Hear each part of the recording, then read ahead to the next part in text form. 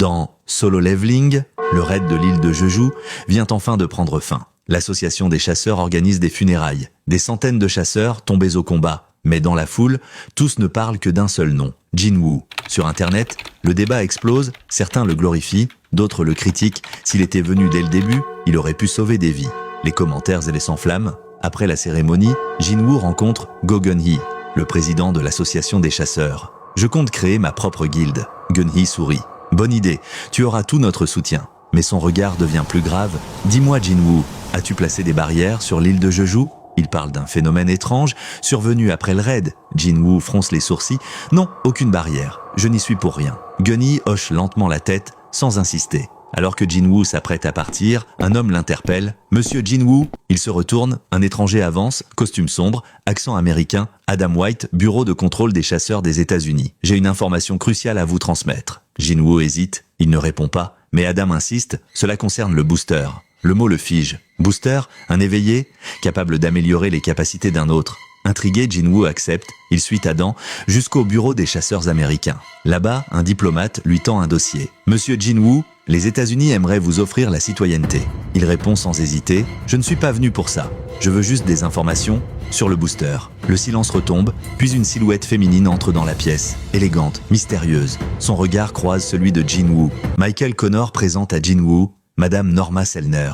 La seule personne capable d'aider les chasseurs à dépasser leurs limites naturelles. Dès leur rencontre, Jin-Woo ressent une chose étrange, une aura différente, plus ancienne, plus puissante. Norma prend la parole calmement. Chaque chasseur naît avec une barrière, une limite, impossible à franchir, sauf en étant rééveillé. Mais elle, grâce à un processus en 3 étapes, peut repousser ses limites, augmenter la puissance d'un chasseur, de 20 à 30%, un don incroyable, mais qui l'épuise à chaque fois. Michael confirme, tout est vrai. Et si tu rejoins les chasseurs américains, tu seras le premier à en bénéficier. Il lui promet richesse, statut, liberté, un cadeau sans égal. Pour lui faire goûter à ce pouvoir, Norma tend les mains. « Regarde-moi dans les yeux ». Le contact s'établit. Et soudain, une obscurité absolue l'envahit. Elle voit un visage terrifiant, inhumain. Norma hurle et recule, les yeux grands ouverts. Les gardes bondissent, pointant leurs fusils vers Jin-Woo. Michael intervient, criant « Baissez vos armes. S'il avait voulu nous tuer, on serait déjà mort. » Jin-Woo reste impassible. Sans un mot, il se détourne et quitte la pièce. Norma, encore tremblante, murmure « Ce que j'ai vu en lui n'était pas un simple chasseur. » Michael s'approche, inquiet. « Que veux-tu dire ? Ce n'était pas la lumière de Sung Jin-Woo, mais une obscurité sans fin, un pouvoir, de roi. » Michael reste figé. Les mots résonnent encore, un roi, au-delà des limites humaines. Le président Go Gun-hee repense au sacrifice du chasseur Byung-gu. Ses pensées sont interrompues, un appel urgent, un portail de rang B apparu en plein milieu de la route, un portail de ce niveau impossible à gérer pour une équipe ordinaire. Gun-hee décide de contacter une grande guilde jusqu'à ce qu'il découvre que l'endroit est juste à côté du nouveau bureau de Jin-Woo. De son côté, Jin-Woo marche tranquillement, pensif. Il se demande encore ce que Madame Sellner a vraiment vu en lui.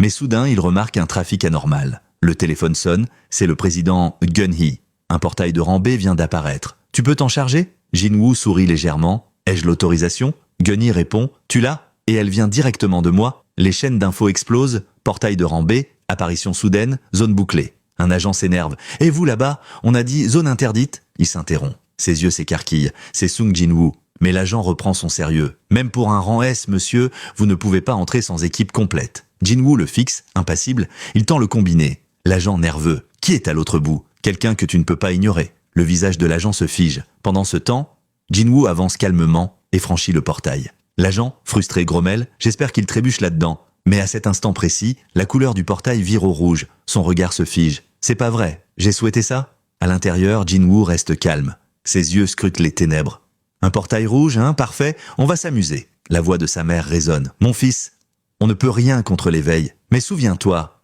ton père sauvait des vies. Toi aussi, tu le feras. » Elle sourit. « Ne force pas trop, d'accord ?» Jin-Woo ferme les yeux, apaisé. « Ne t'inquiète pas, maman. Je finirai ça en une journée. » La lumière s'éteint. Le roi des ombres entre en action. Ces ombres s'élancent. Les mages lancent des explosions de feu. Les guerriers tranchent à travers les bêtes. Ygritte transperce le visage d'un monstre. Iron l'écrase d'un seul coup. Tusk rugit, Tank charge, et Beru fond sur la horde, puis le silence. Les ombres s'agenouillent. Jin-Woo s'avance lentement. Son regard froid perce l'obscurité. Passons à la prochaine cible. Et l'arc continue. Abonne-toi pour la suite.